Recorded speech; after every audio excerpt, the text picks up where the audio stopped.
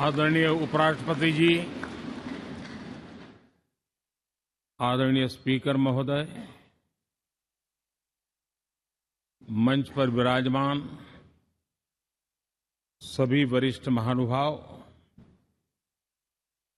और 140 करोड़ देशवासियों के प्रतिनिधि, सभी माननीय सांसदगण, आपको और देशवासियों को गणेश चतुर्थी की अनेक अनेक शुभकामनाएं।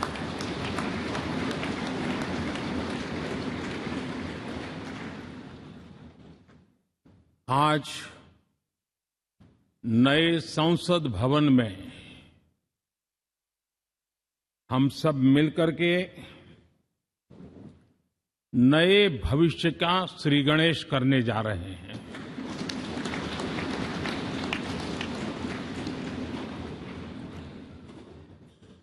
आज हम यहां विकसित भारत का संकल्प दोहराना, फिर एक बार संकल्पबद्ध होना और उसको परिपूर्ण करने के लिए जी जान से जुटने के इरादे से नए भवन की तरफ प्रस्थान कर रहे हैं।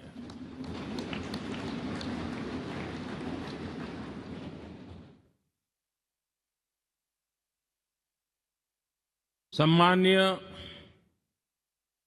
सभागृह, ये भवन और उसमें भी ये सेंट्रल हॉल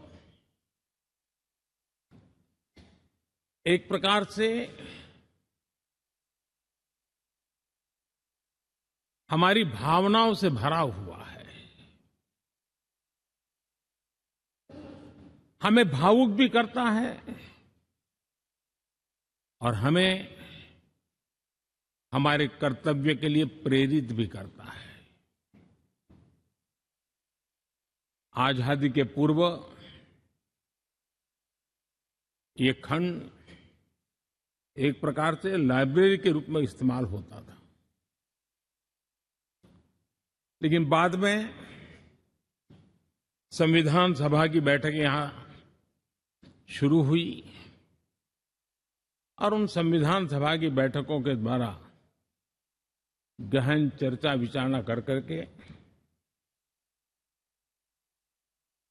हमारा संविधान यहीं पर आकार लिया। यहीं पर 1947 में अंग्रेजी हुकूमत ने सत्ता हस्तांतरण किया, उस प्रक्रिया का भी साक्षी हमारा ये सेंट्रल हॉल है। इसी सेंट्रल हॉल में भारत के तिरंगे को अपनाया गया, हमारे राष्ट्रगान को अपनाया गया और ऐतिहासिक अवसरों पर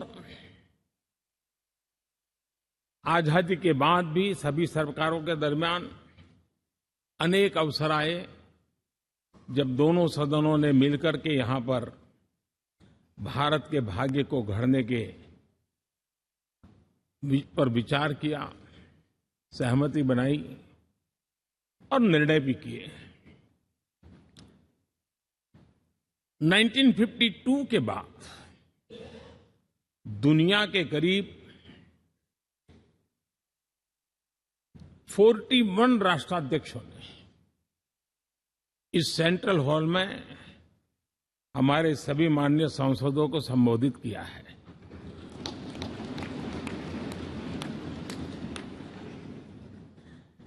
हमारे राष्ट्रपति महोदयों के द्वारा 86 बार यहां संबोधन किया गया है।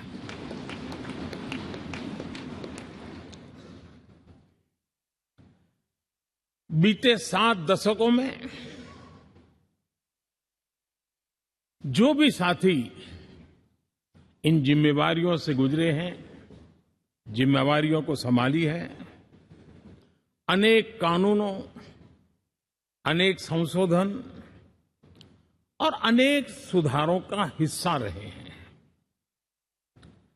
अभी तक लोकसभा और राज्यसभा ने मिलकर करीब करीब 4000 से अधिक कानून पास किए हैं।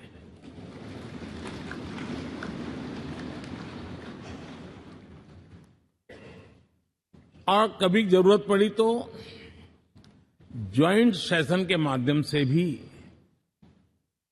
कानून पारित करने की दिशा में रणनीति बनानी पड़ी और उसके तहत भी दहेज रोकथाम कानून हो, बैंकिंग सर्विस कमीशन बिल हो, आतंक से लड़ने के लिए कानून हो, ये संयुक्त सत्र में पास किए गए हैं, इसी गृह में पास किए गए। इसी संसद में मुस्लिम बहन बेटियों को न्याय की जो प्रतीक्षा थी, शाहबानो केस के कारण कुछ गाड़ी उल्टी पार्टी पर चढ़ गई थी। इसी सदन ने हमारी उस गलतियों को ठीक किया और 3 तलाक विरुद्ध कानून हम सब ने मिलकर के पारित किया। संसद ने बीते वर्षों में ट्रांसजेंडर को न्याय देने वाले कानूनों का भी निर्माण किया। इसके माध्यम से हम ट्रांसजेंडर के प्रति सद्भाव और सम्मान के भाव के साथ उनको नौकरी, शिक्षा, स्वास्थ्य, बाकी जो सुविधाएं हैं, एक गरिमा के साथ प्राप्त कर सके, इसकी दिशा में हम आगे बढ़े। हम सभी ने मिलकर हमारे दिव्यांग जनों के लिए भी उनकी जरूरतों को देखते हुए, उनके एस्पिरेशंस को देखते हुए ऐसे कानूनों का निर्माण किया जो उनके लिए उज्जवल भविष्य की गारंटी बन रहे हैं। आर्टिकल 370 हटाने से लेकर वो विषय ऐसा रहा जो शायद ही कोई दशक ऐसा होगा कि चर्चा न हुई हो, चिंता न हुई हो और मांग न हुई हो। आक्रोश भी व्यक्त हुआ, सभागृह में भी हुआ, सभागृह के बाहर भी हुआ। लेकिन हम सबका सौभाग्य है कि हमें सदन में आर्टिकल 370 से मुक्ति पाने का, अलगाववाद, आतंकवाद के खिलाफ लड़ाई लड़ने का एक बड़ा महत्वपूर्ण कदम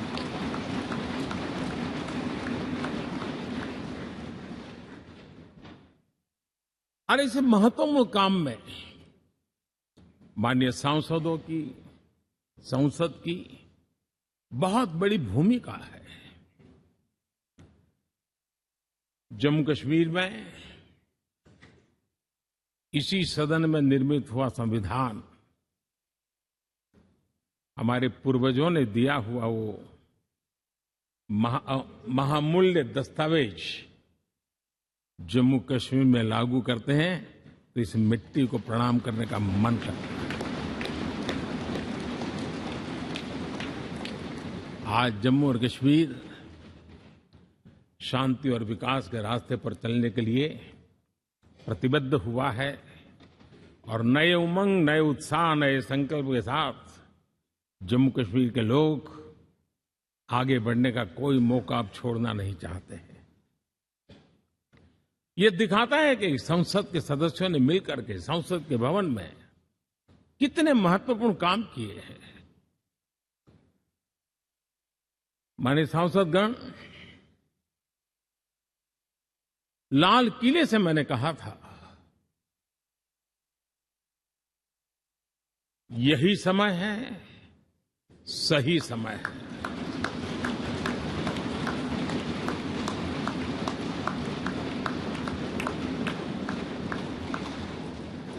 एक के बाद एक घटनाओं की तरफ हम नजर करेंगे। हर घटना इस बात का गवाह दे रही है कि आज भारत एक नई चेतना के साथ पुनर्जागृत हो चुका है।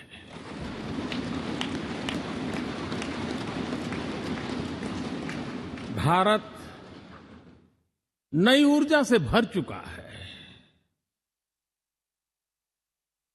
और यही चेतना, यही ऊर्जा इस देश के कोटि कोटि जनों के सपनों को संकल्प में परिवर्तित कर सकती है और संकल्प को परिश्रम की पराकाष्ठा कर करके सिद्धि तक पहुंचा सकती है। ये हम देख सकते हैं।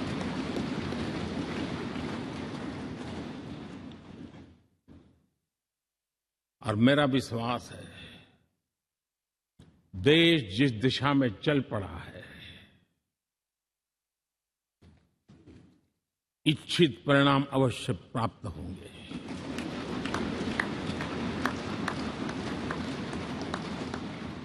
हम गति जितनी तेज करेंगे, परिणाम उतने जल्दी मिलेंगे।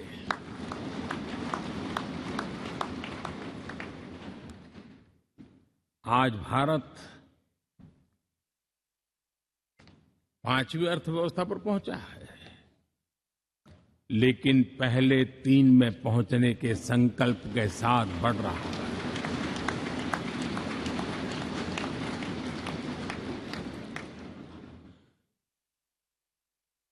और मैं जिस स्थान पर बैठा हूं, जो जानकारियां प्राप्त होती है, उसके आधार पर विश्व के गणमान्य लोगों से बातचीत करता हूं, उसके आधार पर मैं बड़े विश्वास से कह रहा हूं, हम में से कुछ लोगों की निराशा हो सकती है, लेकिन दुनिया आश्वस्त है कि भारत टॉप 3 में पहुंच के रहेगा।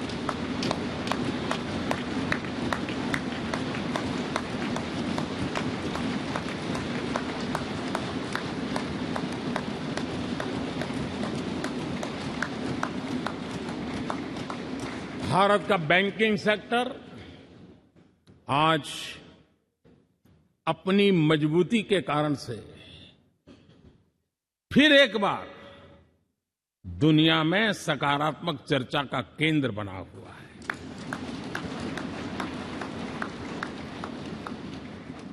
भारत का गवर्नेंस का मॉडल, यूपीआई, डिजिटल स्टैक, मैं इस G20 में देख रहा था, मैंने बाली में भी देखा। टेक्नोलॉजी की दुनिया को लेकर के भारत का नौजवान जिस प्रकार से आगे बढ़ रहा है, पूरे विश्व के लिए कौतुक भी है, आकर्षण भी है और स्वीकृति भी है।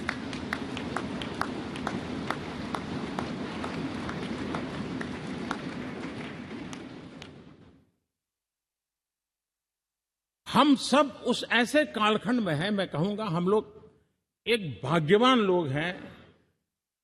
ऐसी भाग्यवान समय में हमें कुछ दायित्व निभाने का अवसर आया है और हमारा सबसे बड़ा भाग्य है कि आज इंडियन एस्पिरेशंस उस ऊंचाई पर हैं जो शायद पिछले 1000 साल में नहीं रहे होंगे।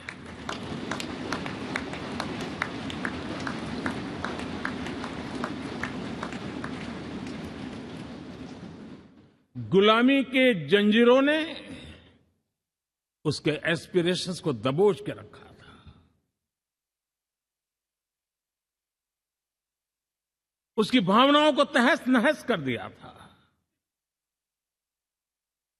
आजाद भारत में अपने सपने संजो रहा था, चुनौतियों से जूझ रहा था, लेकिन मिलकर के आज जहां पहुंचे हैं, अब वहां वो रुकना नहीं चाहता है। वो एस्पिरेशनल सोसाइटी के साथ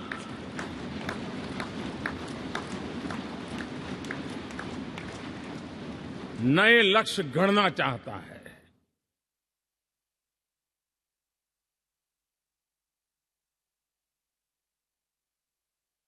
जब एस्पिरेशन सोसाइटी सपने संजोते ही हो, संकल्प लेकर के निकल पड़ी हो, तब पुराने कानूनों से मुक्ति पाकर नए कानूनों का निर्माण करके उज्जवल भविष्य के लिए एक मार्ग प्रशस्त करने का दायित्व हम सभी सांसदों का सविशेष होता है। संसद में बनने वाला हर कानून, संसद में होने वाली हर चर्चा, संसद से जाने वाला हर संकेत इंडियन एस्पिरेशन को बढ़ावा देने के लिए ही होना चाहिए। ये हम सबकी भावना भी है, कर्तव्य भी है और एक एक देशवासी की हमसे अपेक्षा भी है।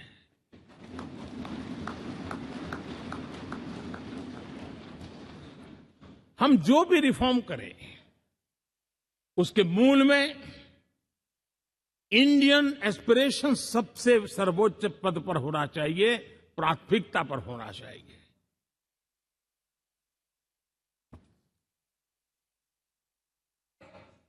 लेकिन मैं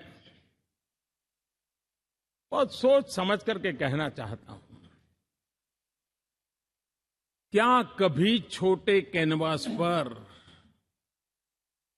कोई बड़ा चित्र बना सकता है क्या?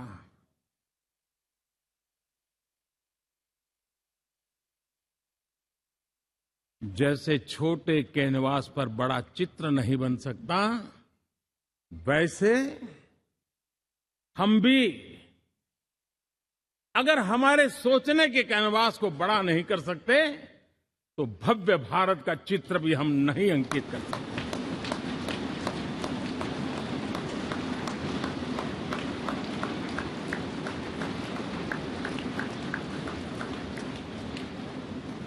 पचहत्तर साल का हमारे पास अनुभव है। हमारे पूर्वजों ने जो कुछ भी रास्ते बनाए उससे हमने सीखा है। हमारे पास एक बहुत बड़ी विरासत है। इस विरासत के साथ अगर हमारे सपने, हमारे संकल्प जुड़ जाए, हमारा सोचने का दायरा बदल जाए, हमारा कैनवास बड़ा हो जाए, तो हम भी उस भव्य भारत के चित्र को अंकित कर सकते हैं, उस तस्वीर का खाका खींच सकते हैं, उसमें रंग भरने का काम हम भी कर सकते हैं और आने वाली पीढ़ी को वो भव्य दिव्य मां भारती के हम उनको सुपुर्द कर सकते हैं। दोस्तों, अमृतकाल के 25 वर्षों में भारत को अब बड़े कैनवास पर काम करना ही होगा। अब हमारे लिए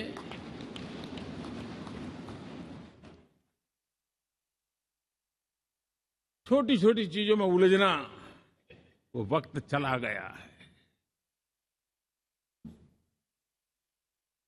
हमें आत्मनिर्भर भारत बनाने के लक्ष्य को सबसे पहले परिपूर्ण करना चाहिए और हमसे शुरुआत होती है, हर नागरिक से शुरुआत होती है। और आज दुनिया में भी एक समय ऐसा था कि लोग मुझे कहते थे, हमारे बड़े बड़े बुद्धिजीवी और अर्थशास्त्री लिखते थे कि मोदी आत्मनिर्भर की बात करता है तो मल्टीलेटरलिज्म के सामने चुनौती तो बन नहीं जाएगा, ग्लोबल इकोनॉमी के जमाने में ठीक तो नहीं होगा। लेकिन 5 साल के भीतर भीतर देखा, दुनिया भारत के आत्मनिर्भर मॉडल की चर्चा करने लग गई है।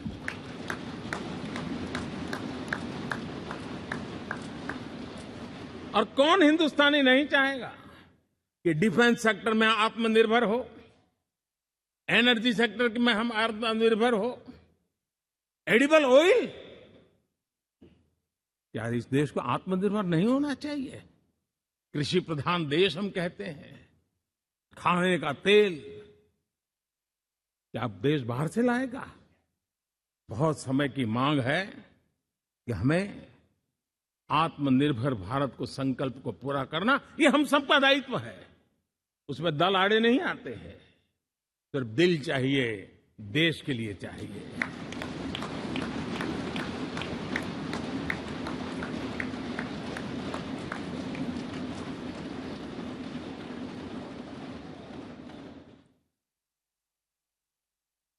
हमें अब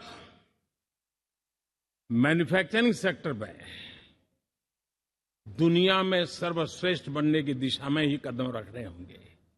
और मैंने इकबाल लाल किले से कहा था, जीरो डिफेक्ट जीरो इफेक्ट। हमारे प्रोडक्ट में कोई डिफेक्ट ना हो, हमारी प्रक्रिया में पर्यावरण पर कोई इफेक्ट ना हो, ऐसा जीरो डिफेक्ट जीरो इफेक्ट वाला हमें दुनिया के सामने मैन्युफैक्चरिंग क्षेत्र में जाना होगा। हमारे डिजाइनर, हमारे यहां निर्माण हो रही डिजाइन्स, हमारे सॉफ्टवेयर, हमारे एग्रीकल्चर प्रोडक्ट्स, हमारे हस्तशिल्प, हर क्षेत्र में अब हमें वैश्विक मापदंडों को पार करने के इरादे से ही चलना चाहिए, तब जाकर के विश्व के अंदर हम अपना झंडा फहरा सकते हैं। मेरे गांव में मेरा सबसे अच्छा माल हो, इतनी बात नहीं चलेगी। मेरे राज्य में मेरा सबसे अच्छा प्रोडक्ट नहीं चलेगा, मेरे देश में मेरा सबसे अच्छा प्रोडक्ट नहीं चलेगा, दुनिया में मेरा प्रोडक्ट सबसे अच्छा होगा, ये भाव हमें पैदा होगा।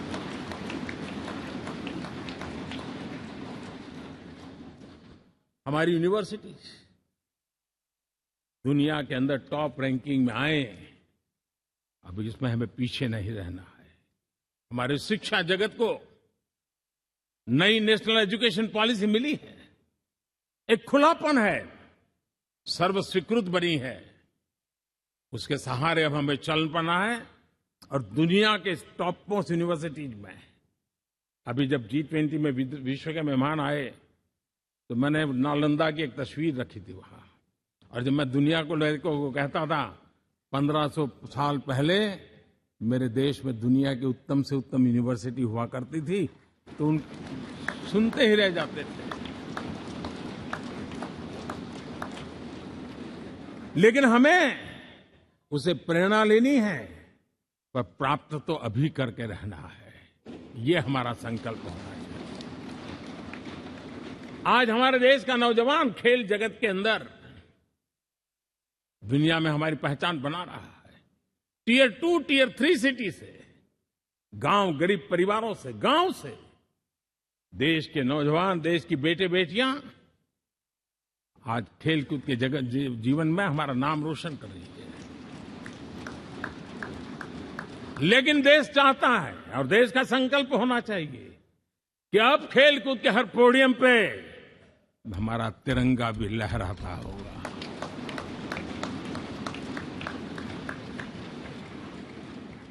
हमें अब पूरा हमारा दिमाग क्वालिटी पर फोकस करना ही होगा, ताकि हम विश्व की आशा अपेक्षाओं के अनुकूल और भारत के सामान्य मानव के जीवन में भी क्वालिटी ऑफ लाइफ के प्रति जो एस्पिरेशन बढ़ा है, उसको हम एड्रेस कर पाए।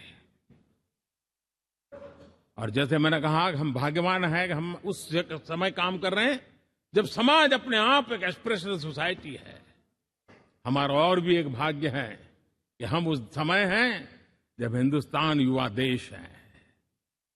हम दुनिया में सबसे ज्यादा जन आबादी वाला तो देश बने ही हैं, लेकिन सबसे बड़ी आबादी, उसमें भी सबसे युवा, ये पहली बार हुआ है।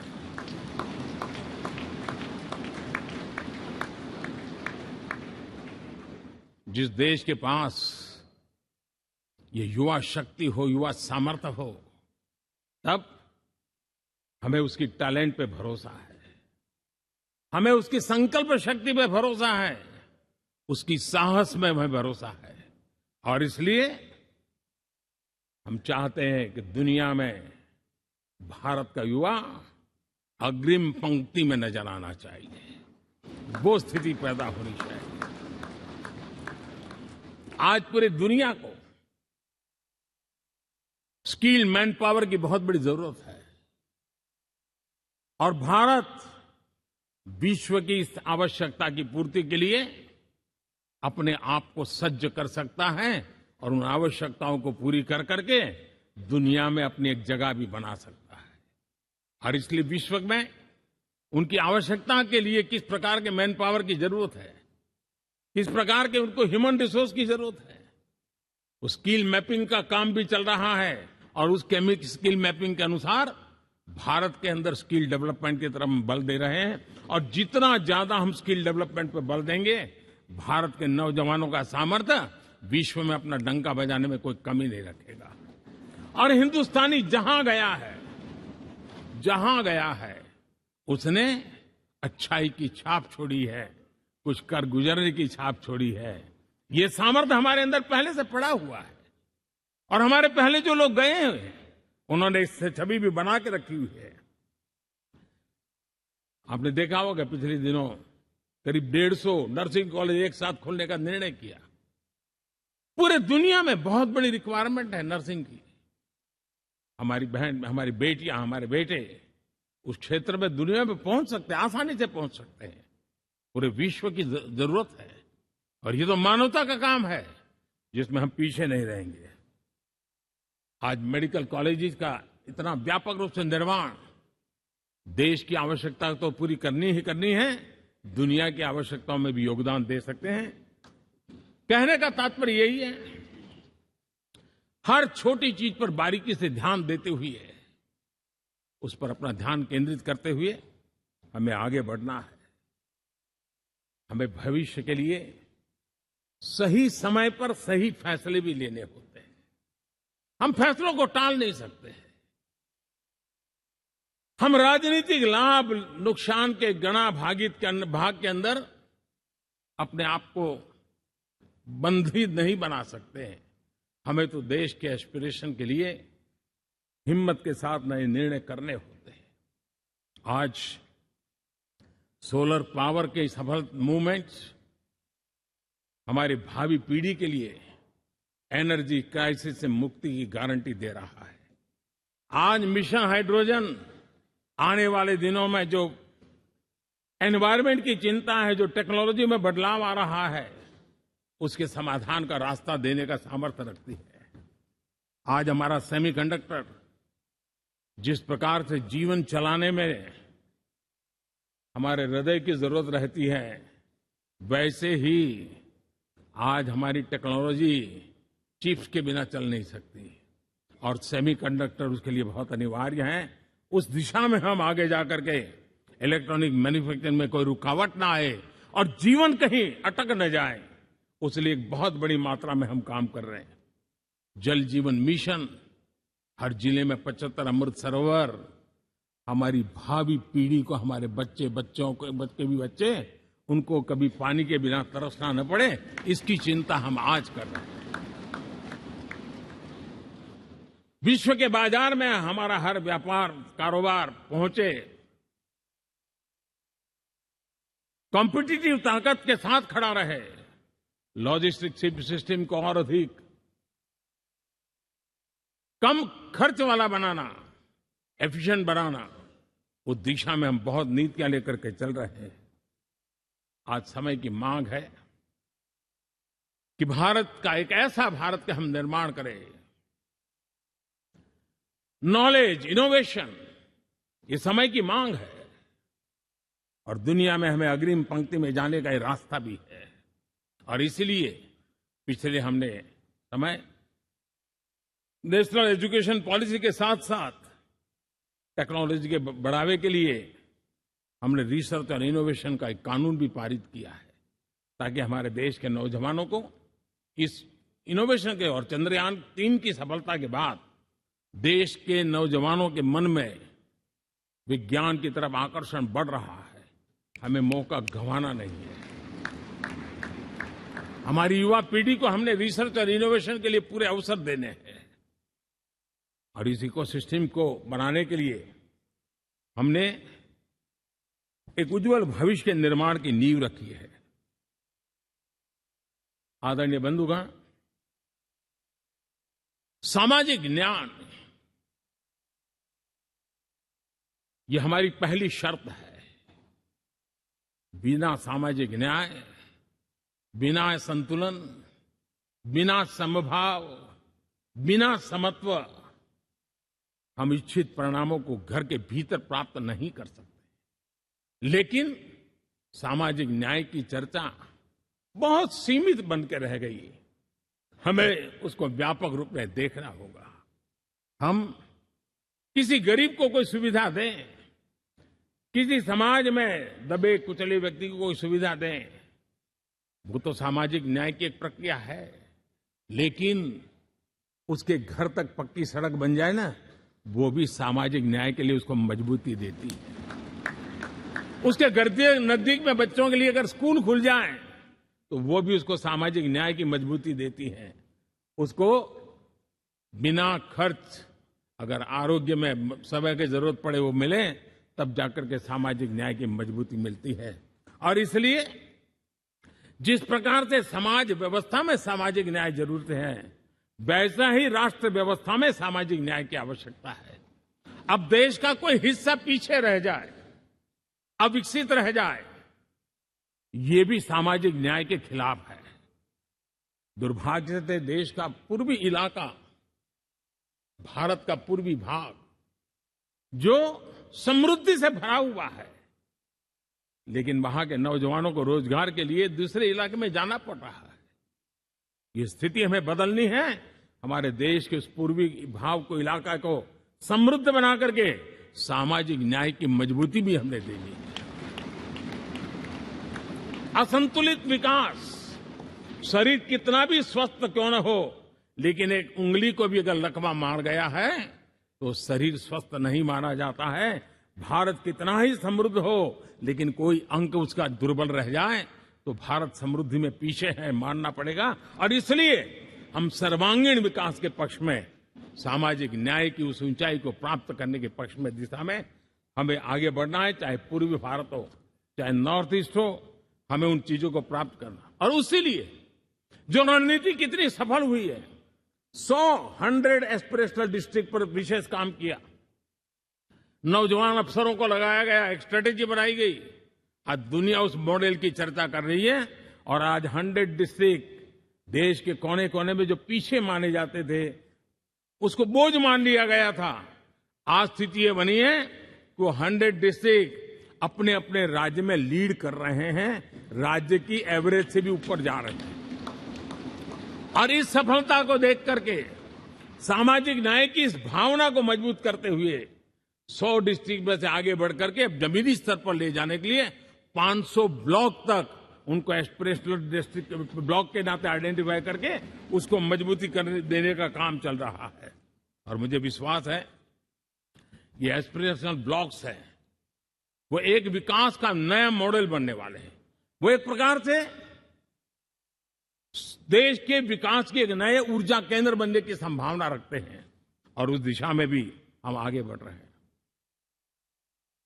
माननीय सांसदगण, आज विश्व की नजर भारत पर है।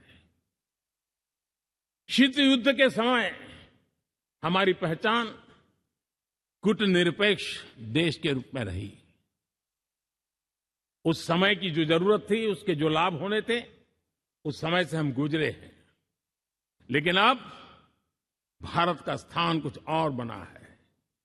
और इसलिए उस समय कूटनिरपेक्ष की अवस्था आवश्यक होगी।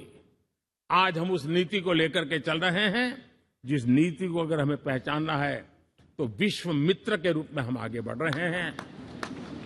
हम दुनिया से मित्रता कर रहे हैं, दुनिया हमारे में मित्र खोज रही है। ये शायद विश्व में एक भारत ने, और दूरी नहीं, हो सके उतनी निकटता, उस रास्ते पर चल करके भी हम अपने विश्व मित्र के रूप में भाव आज सफलतापूर्वक आगे बढ़ा रहे हैं। और मुझे लगता है कि इसका लाभ आज भारत को हो रहा है।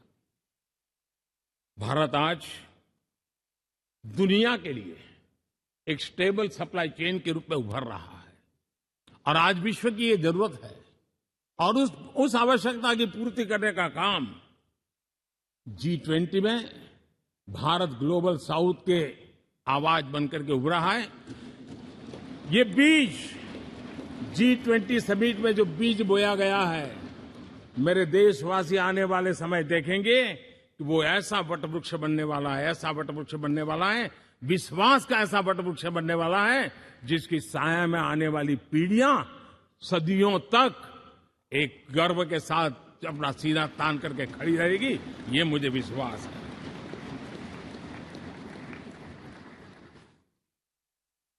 इस G20 में एक बहुत बड़ा काम हमने किया है, बायोफ्यूल अलायंस का। हम विश्व के नेतृत्व करते रहे, दिशा दे रहे हैं, और विश्व को बायोफ्यूल अलायंस में दुनिया के सभी देश देखते ही देखते उसकी सदस्यता ले रहे थे, और एक बहुत बड़ा आंदोलन खड़ा होने जा रहा है, और जिसका नेतृत्व ये हमारा भारत कर रहा है। छोटे छोटे महाद्वीप, उनके साथ भी आर्थिक कॉरिडोर बनाने की दिशा में हमने बड़ी मजबूती के साथ कदम उठाए हैं। आदरणीय बंधुगण, आदरणीय उपराष्ट्रपति जी, आदरणीय स्पीकर महोदय, आज हम यहां से विदाई लेकर के नए भवन में जा रहे हैं, संसद के नए भवन में बैठने वाले हैं, और ये शुभ है, गणेश चतुर्थी के दिन बैठ रहे हैं।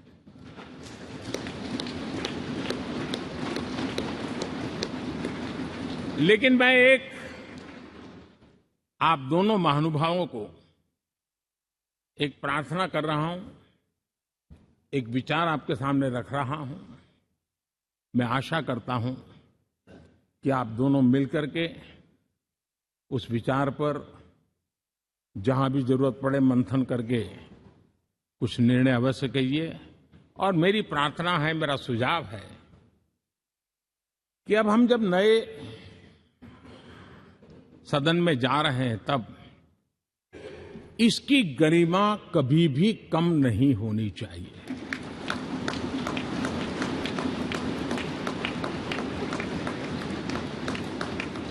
इसे सिर्फ पुरानी पार्लियामेंट कहकर के छोड़ दें, ऐसा नहीं होना चाहिए। और इसलिए मेरी प्रार्थना है कि भविष्य में अगर आप सहमति दे दोनों महानुभाव, तो इसको संविधान सदन के रूप में जाना जाए।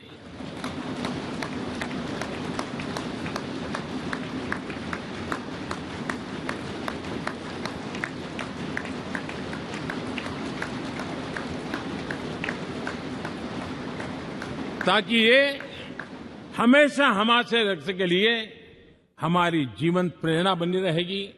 और जब संविधान सदन कहेंगे, तब उन महापुरुषों का याद भी उसके साथ जुड़ जाएगी जो कभी संविधान सभा में यहां बैठा करते थे, गणमान्य महापुरुष बैठा करते थे। और इसलिए भावी पीढ़ी को ये तोहफा भी देने का अवसर हमें जाने नहीं देना चाहिए। मैं फिर एक बार इस पवित्र भूमि को प्रणाम करता हूं। यहां पर जो तपस्या हुई है, जन कल्याण के लिए संकल्प हुए हैं, इसको परिपूर्ण करने के लिए 7 दशक से भी अधिक समय से जो पुरुषार्थ हुआ है, उन सबको प्रणाम करते हुए मैं मेरी वाणी को विराम देता हूं और नए सदन के लिए आप सबको शुभकामनाएं देता हूं। बहुत बहुत धन्यवाद।